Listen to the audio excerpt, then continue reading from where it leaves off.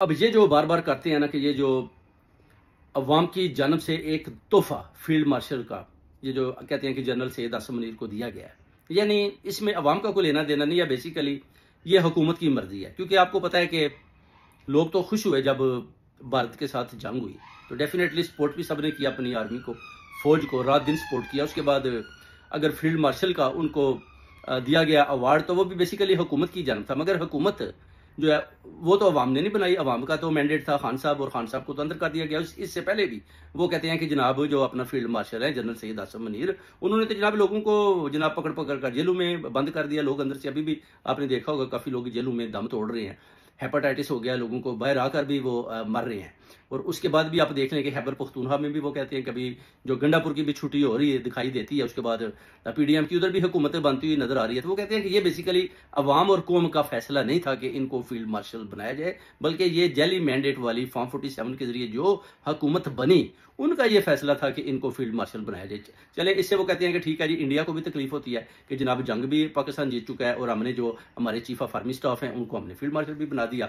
मगर इसमें आप ये नहीं कह सकते कि अवाम का, कौम का या ओवरसीज कम्युनिटी की इसमें किसी किस्म की मदाखलत थी, मर्जी थी, बल्कि ये सब कुछ उन्होंने खुद ही फैसले कर दिए और खुद ही उनको फील्ड मार्शल बना दिया। जैसे कि उन्होंने शहबाज शरीफ को प्राइम मिनिस्टर बना दिया और मरियम नवाज को उन्होंने सीएम पंजाब बना दिया, और अली अमीन गंडापुर को भी वो अपना पीछे हटा रहे हैं। उसके बाद भी आप देख सकते हैं कि एक दो एमएनएज हैं जिन्होंने कुरान पाक के ऊपर हलफ लिया था कि जनाब हम खान का साथ देंगे, आज वो भी छोड़कर जा रहे हैं अपना जनाब नून की तरफ। उसके बाद चौधरी निसार को भी देख सकते हैं कि शहबाज शरीफ उधर भी विजिट करता है और उसको भी वापस ला रहे हैं। अभी शायद हकान अब्बासी की जो बातें हैं वो भी देखे लगता है कि वो नून की तरफ वापस आ रहा है। बेसिकली मेरे पाकिस्तानियों याद रखो, ये पुतले थे एस्टेब्लिशमेंट के, चौधरी निसार और हकान अब्बासी, ये वही वही बात करते थे जो इनके मुंह में डाली जाती थी। वो कहते हैं अभी टाइम है, क्योंकि हमने खैबर पख्तूनख्वा के अंदर हर सूरत में जो है अपना चेंजिंग लानी है, गंडापुर को उड़ाना है, उसको खत्म करना है। अब गंडापुर के पास तो आपको चॉइस ही नहीं है ना, क्योंकि इतना बड़ा ओहदा अगर खान साहब ने दिया तो गंडापुर उसके ऊपर स्टैंड नहीं लेता।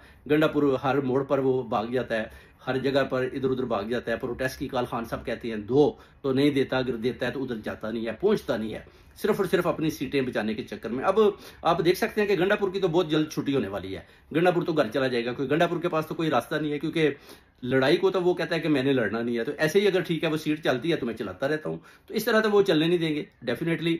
अभी जो शहबाज शरीफ की जैसे जेली हुकूमत की जो नजर है, या अपना हमारे जो फील्ड मार्शल है उनकी नजर सिर्फ और सिर्फ खैबर पख्तूनख्वा की हुकूमत पर है, तो उसके अंदर चेंजिंग कैसे लानी है। और इस तरह काफी आइडिया दिए जा रहे हैं, जैसे फवाद चौधरी कहता है कि मौलाना अपना फजलुर रहमान के साथ मशवरा कर लें। यानी ये जो इधर उधर की बातें हो रही है ना, ये बेसिकली मिल बांट कर खाने की बातें हो रही है। फवाद चौधरी भी चाहता है कि उसको कुछ ना कुछ मिल जाए, उसको दिखाई देता है कि इमरान खान साहब को तो इन्हें छोड़ना नहीं, खान साहब को तो जो डेला के अंदर बंद रखेंगे, और जो इन्होंने प्लानिंग की हुई है शहबाज शरीफ को हमेशा के लिए हम प्राइम मिनिस्टर रखेंगे, और हम खुद भी जो है ना फील्ड मार्शल के और चीफ ऑफ आर्मी स्टाफ भी जिसको लाएंगे वो हमारी मर्जी का होगा। डेफिनेटली फिर जो एस्टेब्लिशमेंट की जो अपनी पॉलिसीज होती हैं उसमें अगर कोई दूसरा आदमी आता है तो वो पहले से भी ज्यादा तगड़ा होकर उन पॉलिसीज का मुकाबला करता है और उनके साथ रहता है। जैसे इससे पहले आप देख लें मुशर्रफ का दौर था, उन्होंने अकबर बुगटी को उड़ा दिया, उसके बाद बेनजीर मारेगी, उससे पहले जुल्फकार अली भुट्टो, मुर्तजा भुट्टो, उसके बाद आप देख लें क्यानी का दौर आया, बाजवे का आया, उसके बाद अपना field marshal general Syed Asim Munir का आया,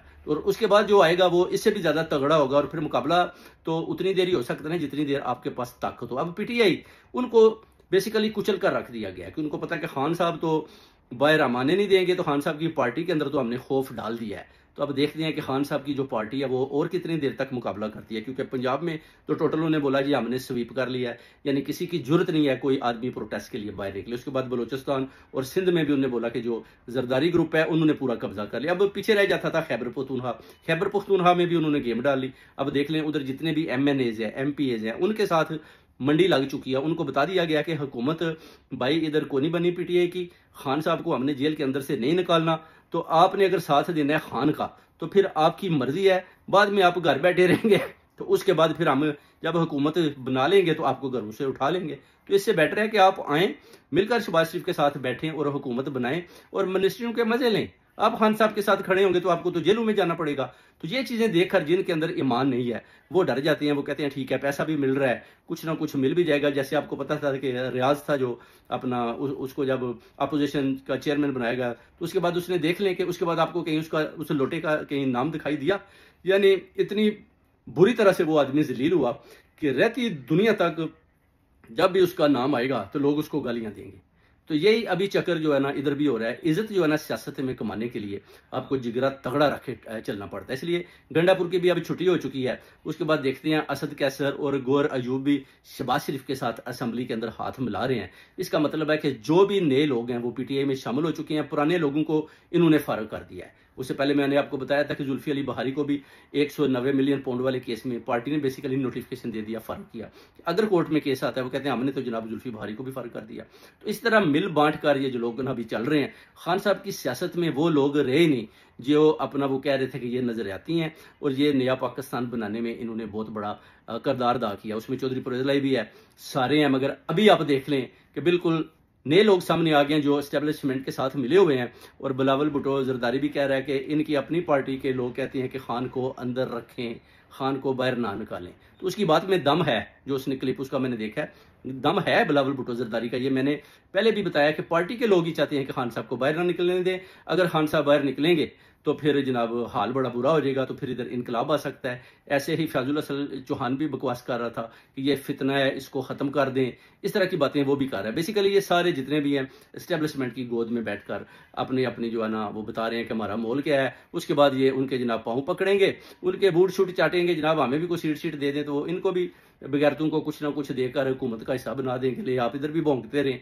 मगर खान का जो सामना है वो करने से डरते हैं। खान का इनको पता है कि एक कदम बाहर तो हुकूमत भी गई और ये पूरा पाकिस्तान खान के साथ खड़ा है। पूरी ओवरसीज कम्युनिटी का, पूरे पाकिस्तान की आवाम का दिल खान के साथ धड़क